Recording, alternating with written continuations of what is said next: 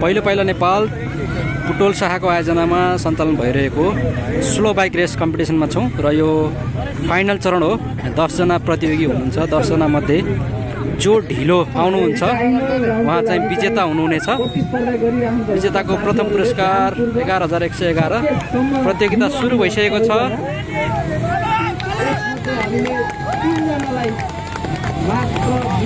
Final राउन्डमा 3 जना प्रथम, द्वितीय र तृतीय गरेर विजेता हुनुहुनेछ।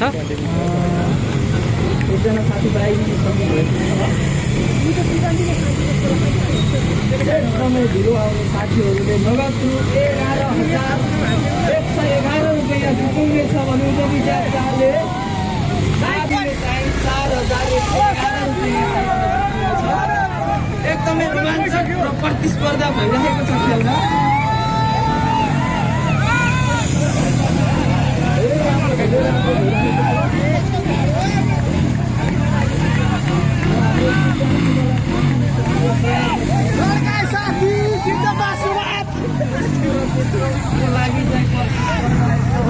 छ।